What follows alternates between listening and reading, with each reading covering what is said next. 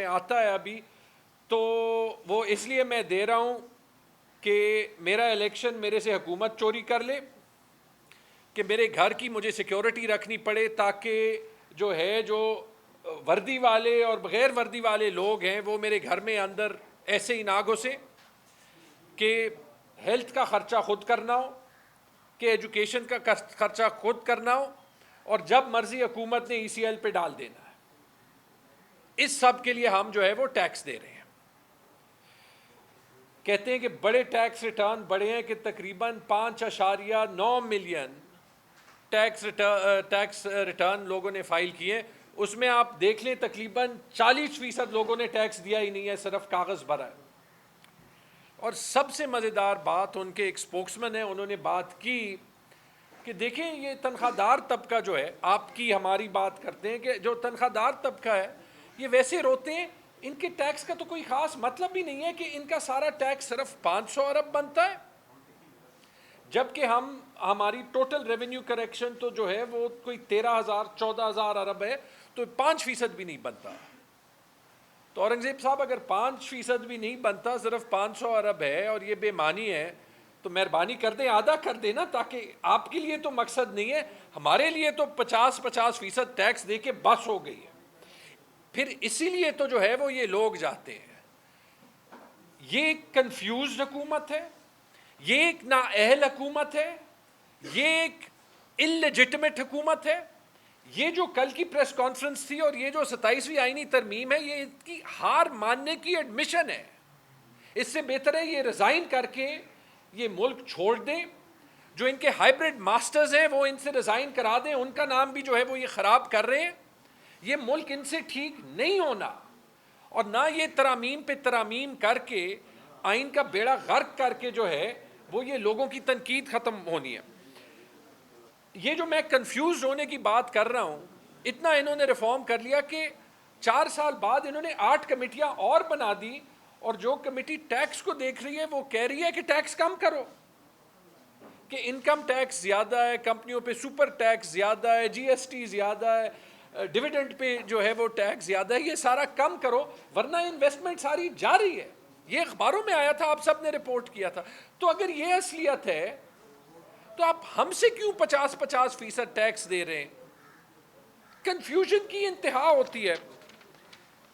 اچھا، power minister نے کہا کہ پتہ نہیں پاور میں کیا کیا ریفارم ہو گیا، آپ مہربانی کریں اسلام آباد سے باہر جائیں، یہ قریب خیبر پختونخوا ہے، کسی کے پاس پاور ہے ہی نہیں۔ وہ کہتے ہیں کہ پرائیویٹائزیشن ہم نے کرنی ہے۔ آپ مجھے بتا دیں، ایک سوال ہے، پیسکو وفاقی ادارہ ہے، 100 ارب روپے سے زیادہ وہ جو ہے وہ خسارہ ہوتا ہے اس کا ہر سال، آپ اس کی کیا پرائیویٹائزیشن کریں گے؟ کون اس کو لے گا؟ وہ خسارہ کون برداشت کرے گا؟ اس میں جو انویسٹمنٹ کرنی ہے جو وفاقی حکومت نہیں کر رہی، کون وہ کرے گا؟ لوگ تو اپنے میٹر پھینک کے سولر پہ جا رہے ہیں، اور سولر پہ آپ کی یہ اسٹریٹجی ہے کہ آپ لوگوں کو کہہ رہے ہیں کہ سولر بھی نہ لگاؤ، یعنی آپ کو بجلی کا حق بھی نہیں ہے۔ وفاقی سسٹم دیتی نہیں ہے، دیتی ہے تو 60-70-80 روپے یونٹ، اور اگر اس کے بجائے آپ سولر پہ جائیں تو کہتے ہیں کہ سولر آپ نہیں لگا سکتے، یہ جو نیٹ میٹرنگ کے ریٹ تھے یہ نئے گاہک کے لیے آدھے کر دیا، اور میرے خیال میں ابھی پرانے کے لیے کرنے کا پروپوزل 5ویں-6ٹھی بار جو ہے وہ یہ لے جا رہے ہیں۔ یہ طریقہ، یہ ایسے ہے جیسے آپ کو یاد ہوگا جب موبائل فون آ رہے ہیں تو آپ کہیں کہ جی جو پی ٹی سی ایل کے لینڈ لائن ہیں ان کو ہم نے بچانا ہے، تو کوئی موبائل نہ لے، موبائل پہ ٹیکس لگاتے ہیں، موبائل کمپنیز کو آنے نہیں دیتے تاکہ پی ٹی سی ایل خسارے میں نہیں جائے۔ آپ لوگوں کو جو ہے وہ بجلی نہیں دے رہے، ان کو سولر کا موقع نہیں دے رہے، تاکہ آپ خود جو ہے جو خسارہ آپ نے جو ہے وہ سارے ان ڈسکوز میں پیدا کیا کہ وہ آپ جو ہے وہ کسی طریقے سے ختم کر لیں، اور وہ بھی ختم نہیں ہو رہا۔ جیسے زبیر صاحب نے کہا، ایک انہوں نے بات کہی کہ ہم نے سرکولر ڈیٹ کا کچھ کیا، اس کے لیے ہم نے قرضہ لے لیا۔ جی قرضہ لے لیا اور وہ آپ پہ ڈال دیا، جیسے زبیر صاحب نے کہا میرے خیال میں 3.5 روپے یونٹ، وہ انہوں نے کہہ دیا کہ 6 سال کے لیے آپ دیں گے تاکہ وہ قرضہ جو ہے وہ آپ اور میں پے آف کر سکیں۔ پھر سلمان صاحب آئے، انہوں نے رائٹ سائزنگ کی بات کی۔ وہ میں 15 منٹ سن رہا تھا، انہوں نے کہا پرائم منسٹر صاحب کو اتنی میٹنگز، اتنی پریزنٹیشن دے دی، پھر اتنی ڈپارٹمنٹس کی دے دی، پھر اتنی ڈپارٹمنٹس کی دے دی، پھر ہم نے ایک بات انہوں نے کہہ دی کہ ہم نے یوٹیلیٹی سٹور ختم کر دیا. یہ انہوں نے نہیں کہا کہ کوئی 1 روپے کا فائدہ ہوا ہے. رائٹ سائزنگ کا مطلب کہ کوئی 1 پیسہ بچایا، جیسے جو ہے وہ مصطفیٰ بھائی کہہ رہے تھے کہ ہم نے تو صرف دیکھا کہ آپ نے خرچہ زیادہ کیا. اور یہ رائٹ سائزنگ وقت مجھے یاد آ رہا تھا کہ کل آپ نے جو ہے وہ اناؤنسمنٹ کی ہے کہ وفاقی ملازمین کی گریڈ 22 کی سیکرٹریز کی 85% ہاؤس رینٹ آپ نے زیادہ کرائی ہے. تو یہ ہم سے ٹیکس اس لیے لیتے ہیں کہ 85% ہاؤس رینٹ جو ہے وہ 22 گریڈ کے ملازمین کی زیادہ کر دیں. اس کے بعد وہ صوبے کریں گے، آپ کا 12 ارب کا اس پہ خرچہ آ جائے، صوبے کر لیں تو 122 ارب آ جائے گا، 10 گنا وہ بڑھ جاتا ہے. پھر آپ جا کے IMF کو کہیں گے، پھر وہ آپ کو کہے گا کہ اور ٹیکس بڑھا دو، اور منی بجٹ ڈال دو. تو یہ آپ کا ریفارم ہے. آپ نے یہ نہیں کہا کہ آپ تنخواہوں کا سسٹم کیسے بہتر کر رہے ہیں، آپ نے یہ نہیں کہا کہ آپ پینشن کا سسٹم کیسے بہتر کر رہے ہیں، آپ نے یہ نہیں کہا کہ یہ جو اتنے زیادہ جو ہے وہ ملازمین ہیں جو کہ کام نہیں کرتے، کہ ان کو آپ ریٹرین کیسے کیا کریں گے، کیا پلان ہے ان کے لیے. ریفارم تو اس کو کہتے ہیں نا، اس کو نہیں کہتے کہ آپ پہ اور مجھ پہ ٹیکس لگائیں اور لوڈ شیڈنگ 23 گھنٹے کی کر دیں. انویسٹمنٹ پہ بات کرنا جی ضروری ہے. انویسٹمنٹ پہ کیونکہ انہوں نے بات ہی نہیں کی، کہ نہ یہ غربت پہ بات کر سکتے ہیں، نہ یہ مہنگائی پہ بات کر سکتے ہیں، نہ یہ بات کر سکتے ہیں بے روزگاری پہ، اور نہ یہ کر سکتے ہیں انویسٹمنٹ پہ. زبیر صاحب ایم او یوز کی بات کر رہے تھے، مجھے صرف ایک ایم او یو کا رزلٹ دکھا دیں. ساری SIFC کی لیڈرشپ اور پرائم منسٹر کھڑے تھے. البیک چکن کی دکان کا ایم او یو انہوں نے کھولا تھا کہ البیک چکن کی دکان کھولے گی، وہ تو لے آئیں. وہ زبیر صاحب 25 ارب ڈالر بھی چھوڑ دیں ایک، وہ تاکہ ہم البیک چکن تو کھا لیں نا. یہاں پہ البیک وہ سعودی عربیہ میں ملتا ہے. انویسٹمنٹ کی یہ حالت ہے کہ انویسٹمنٹ چھوڑیں. جو ایک گروپ تھا پچھلے 20 سالوں میں، جو ایک 2 بڑی انویسٹمنٹ ہوئی تھی، ایک کراچی الیکٹرک میں ہوئی تھی، ایک اتصالات میں ہوئی تھی. اتصالات کا ابھی تک $800 ملین کا جو ہے وہ پھڈا ہے وفاقی حکومت سے، وہ سالو نہیں ہوا.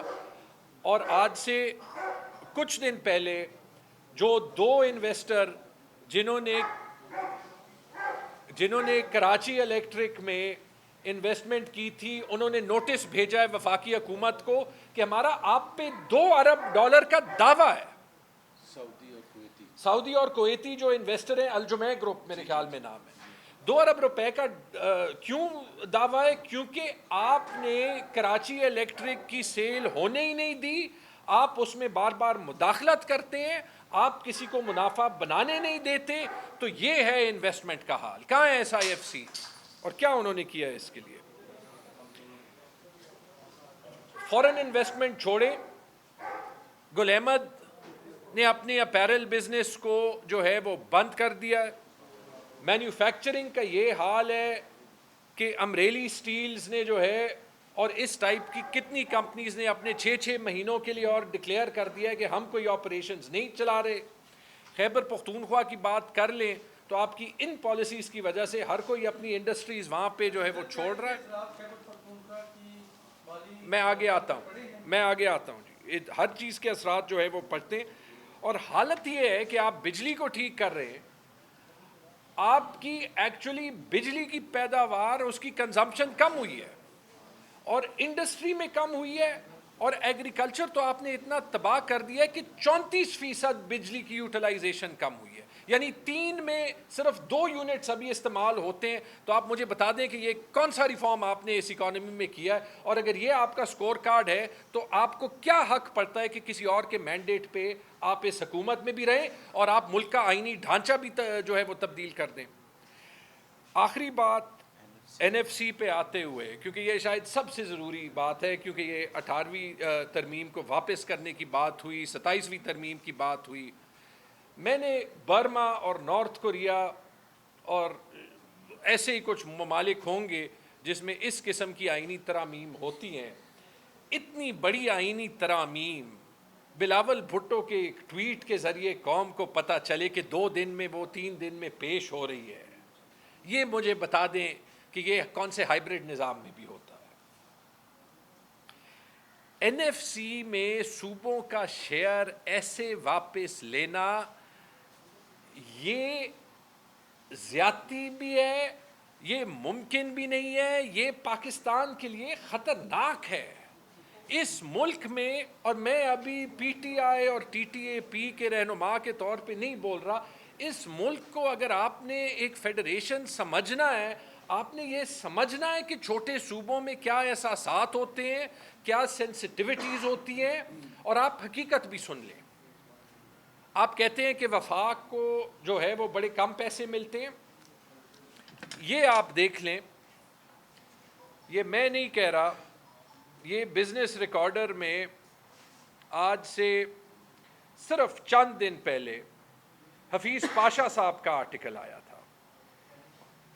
حفیظ پاشا صاحب کا یہ آرٹیکل ہے NFC ٹرانسفرز کے بارے میں، اور انہوں نے کیلکولیشن کی ہے، اور انہوں نے کہا ہے کہ آج کے سال آئین میں تو یہ ہے کہ NFC کا شیئر صوبوں کو 57% ملے گا، لیکن جب جو آپ صوبوں سے سرپلس چھوڑواتے ہیں، اس سال آپ 1500 ارب چھوڑوا رہے ہیں، جب آپ وہ نکال دیں، اور جو آپ پیٹرولیم لیوی میں پیسے وفاق انلیگلی اپنے پاس رکھتا ہے، جب آپ وہ نکال دیں تو صوبوں کا شیئر 57% نہیں، یہ مصطفیٰ بھائی یہ نوٹ کر لیں، 45% بنتا ہے۔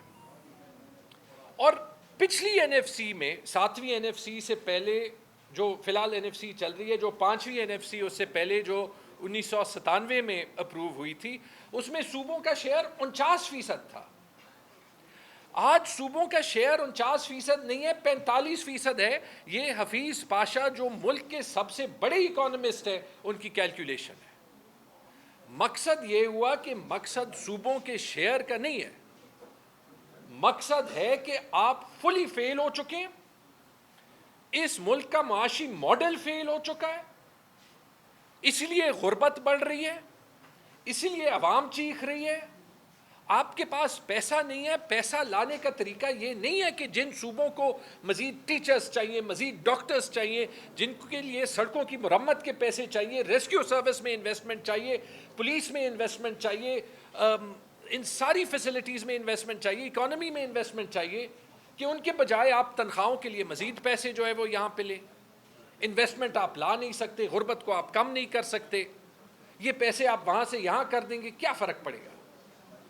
پینشن کا نظام آپ ٹھیک نہیں کر سکتے، تنخواہوں کا نظام آپ ٹھیک نہیں کر سکتے۔ یہ بتا دیں اگر NFC کا فکر ہوتا تو آپ یہ جو لیک نیوز ہے اس میں یہ نہیں دیکھتے سب سے پہلے کہ جی فاٹا میں دہشت گردی کی جنگ ہے، ان کو 2018 سے انضمام ہو گیا کہ ان کو اپنا شیئر مل جائے۔ سنا ہے آپ نے؟ اس میں نہیں ہے فاٹا کا شیئر۔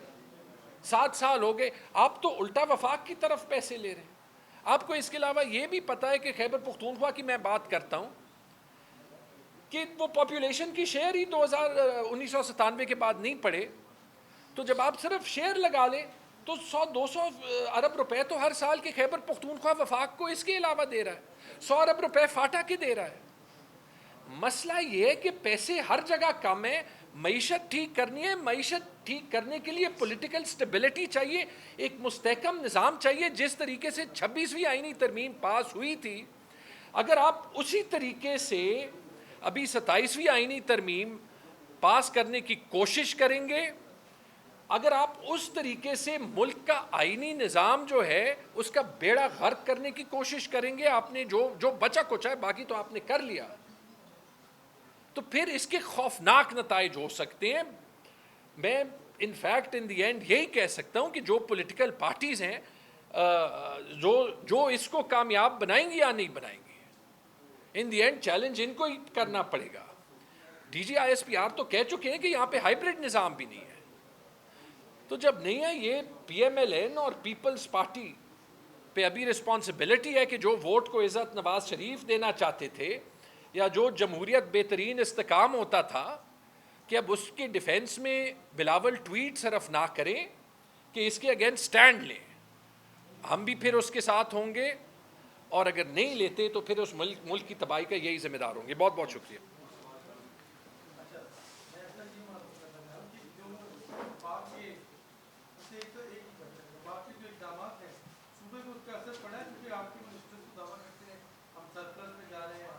تو یہ سرپلس والی بات دیکھیں یہ چاروں صوبوں نے کیا، میں اس پہ اپنی رائے بار بار دیتا گیا. صوبوں نے آ کے اسی ڈنڈے کے ماحول میں ہر سال جو ہے وہ سرپلسز چھوڑے. ٹھیک ہے جی. آپ مجھے بتا دیں کہ وہ سرپلسز جو ہیں وہ پرو ایکٹیولی یہ سیلاب آئے تھے ان کے خلاف نظام بہتر کرنے میں نہیں لگ سکتے تھے؟ بعد میں تو ہم ریلیف پیکیجز جو ہے وہ بانٹ دیتے ہیں نا. ٹھیک ہے جی. پہلے نہیں کر سکتے تھے. آپ کو پتہ ہے کہ ہمارے جو ہے وہ 25 ملین 2.5 کروڑ بچے آؤٹ آف اسکول ہیں. آپ کے پاس جو ٹیچرز کی تعداد ہونی چاہیے اس کی آدھی ہے. کیا یہ ٹیچر ہائرنگ میں نہیں جو ہے وہ استعمال ہو سکتے تھے؟ آپ کہتے ہیں کہ خیبر پختونخوا میں آپ جو ہے وہ پولیس میں زیادہ انویسٹمنٹ کر دیں. یہ 1500 ارب روپے میں آپ فاٹا کو ان کا شیئر بھی دے سکتے تھے, خیبر پختونخوا کو بھی اس کا شیئر مل سکتا تھا, بلوچستان کو بھی مزید پیسے مل سکتے تھے اور سرپلس بھی چھوڑ سکتے تھے, لیکن اس طریقے سے نہیں. آپ آنکھیں بند کرتے ہیں تو پھر وہ ہوتا ہے کہ آپ کے پاس یہ صلاحیت بھی نہیں ہوتی کہ آپ کو آئی ایم ایف دکھاتا ہے کہ 30 ارب ڈالر کے امپورٹ آپ کے فگر میں نظر ہی نہیں آتے. یہ تو فارم 47 کے الیکشن سے بھی زیادہ بڑا ریکارڈ ہے. Thank you.